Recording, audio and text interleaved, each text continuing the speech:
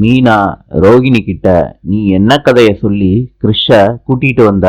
ரோகிணி சொல்றாங்க மீனா கிட்ட சிந்தாமணி விஜயா கிட்ட புதுக்கதைய சொல்லி பயமுறுத்திக்கிட்டு இருந்தாங்க.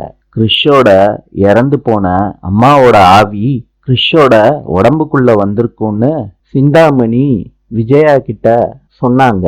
மீனா கோவத்துல ரோகிணிய பார்த்து கேக்குறாங்க. உடனே கிறிஷோட அம்மாவோட ஆவி என் உடம்புக்குள்ள வந்துருச்சுன்னு சொல்லாம இருந்தா சரி. இப்ப என்ன சொன்னீங்க மீனா? நல்ல ஐடியா கொடுத்தீங்க மீனா.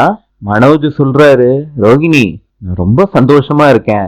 ரோகிணி சொல்றாங்க, ஃபர்ஸ்ட் போய் கதவை லாக் பண்ணு. ரோகிணி சொல்றாங்க, நான் கிறிஷோட அம்மா கல்யாணி, நீ என் பையன்கிட்ட எப்பயுமே பாசமா நடந்துக்கணும். மனோஜ் சொல்றாரு, சரி நான் பாசமா நடந்துக்கிறேன். சரி போ. மனோஜ் பயந்து போய் ரூமை விட்டே போயிடுறாரு. நாளை சந்திப்போம்.